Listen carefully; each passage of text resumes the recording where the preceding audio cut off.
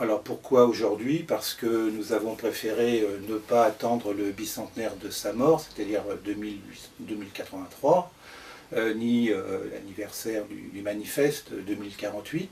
Bon, plus sérieusement, on pourrait invoquer un retour à Marx, c'est ce qu'on fait périodiquement, souvent à l'occasion des crises, mais il se trouve que l'œuvre de Marx, c'est assez peu connu, n'est pas encore intégralement disponible, publiée. On peut dire que c'est un chantier permanent.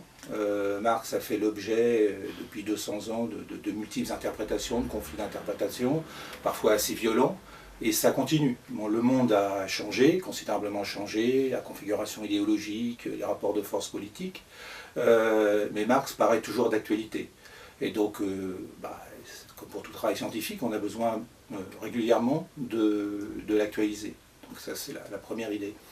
La deuxième idée, c'est que c'est une introduction, au sens d'une invitation, comme on présente un nouvel ami, un cercle de ses amis.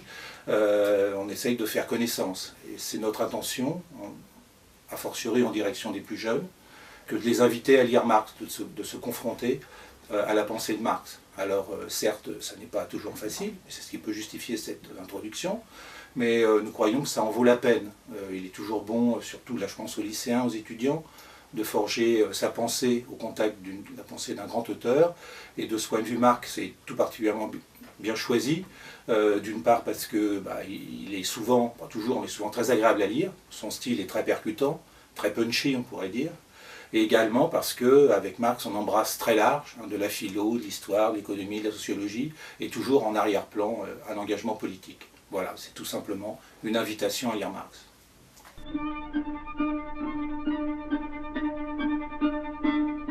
Je vous remercie pour cette question, parce qu'on peut en effet parler de multiples facettes.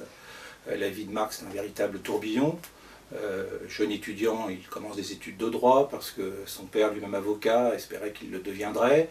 Ensuite, il passe à la philosophie, il écrit une thèse de philosophie. Et puis rapidement, pour mieux comprendre le monde, il s'intéresse à l'économie. Et il fait ça tout en accumulant de très nombreuses lectures, en particulier en histoire. C'est véritablement quelqu'un qui est avide de connaissances encyclopédiques. Et pour gagner sa vie, il a eu beaucoup de mal à gagner sa vie parce qu'il a été expulsé de plusieurs pays, il a vécu comme un apatride, et bien qu'aidé par son ami Engels, pour gagner sa vie, il était le plus souvent journaliste, il a même été rédacteur en chef, et tout ça tout en continuant à être engagé politiquement. Donc ça fait quand même beaucoup pour un seul homme. Et c'est justement, je crois en même temps, ce qui fait l'intérêt de son œuvre. Quand il est philosophe, en même temps il se soucie des conditions d'existence réelle des hommes, de leur histoire. Lorsqu'il est historien, son histoire, on pourrait dire, vue d'aujourd'hui, qu'elle est sociologique dans sa dimension critique, même si la sociologie n'existait pas encore. Lorsqu'il est économiste, il suffit de lire par exemple le Capital. Le Capital n'est pas seulement un ouvrage d'économie ou de critique de l'économie, on y trouve de l'histoire, on y trouve des passages qui sont très philosophiques, et comme je le disais, on y trouve peut-être, et parfois c'est ce qu'il y a de meilleur dans le Capital, me semble-t-il, lorsqu'il analyse la division du travail, une analyse proprement sociologique. Donc c'est ce souffle, c'est cette envergure, je pense, qui reste toujours aujourd'hui fascinante. C'est très exactement ça que j'ai cherché à faire dans cette introduction, c'est de ne pas découper Marx en tranches. Je pense que c'est l'erreur, parfois commise. L'intérêt, c'est ça, c'est le mouvement d'ensemble, c'est la dynamique. Alors, ça fait beaucoup de choses, ça peut paraître un peu diffus, éparpillé. Si on voulait résumer et recentrer, on pourrait emprunter un titre bien connu à Max Weber, c'est Le savant et le politique. Je crois que l'énergie, elle vient de son engagement politique, peut-être même de sa révolte de jeunesse. Il est en permanence révolté contre tout ce qui a servi les hommes. Il y a chez lui un désir profond de lutter pour l'émancipation des hommes. Son héros mythologique, c'est Prométhée, donc qui a défié les dieux, et qui a rendu le feu aux hommes, qui voulait émanciper les hommes.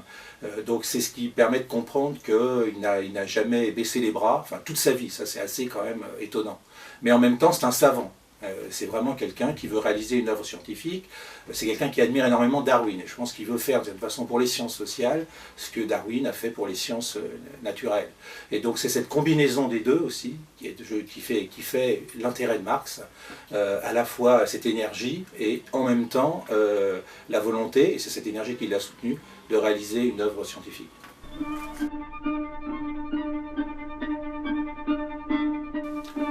Je suis désolé de vous décevoir, mais je ne sais pas prédire l'avenir.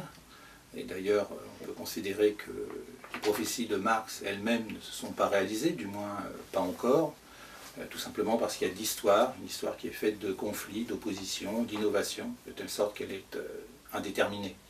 Et je ne pense pas qu'on puisse blâmer Marx de ne pas avoir prévu, entre autres les horreurs du XXe siècle, les guerres mondiales, les camps de concentration.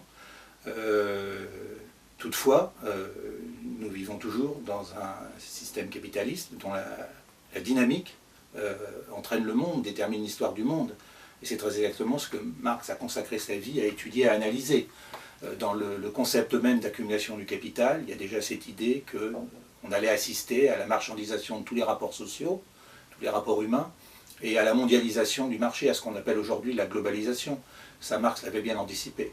Par ailleurs, pour ne prendre qu'un exemple, il y en aurait bien d'autres, il a mis l'accent sur une des contradictions majeures du capitalisme, entre ce qu'on appelle le développement des forces productives, le progrès technique d'un côté, qui nous conduit à une économie de la connaissance, une économie matérielle, une économie dans laquelle le coût de production des services désormais tend vers zéro, pourrait donc être diffusé plus largement, mais qui est entravé, qui s'oppose aux rapports sociaux, en particulier au rapport de propriété, à la propriété privée, à la propriété intellectuelle, qui limite la diffusion de ces progrès dans un monde qui est de plus en plus inégalitaire. Et ça, Marx aussi l'a très bien perçu.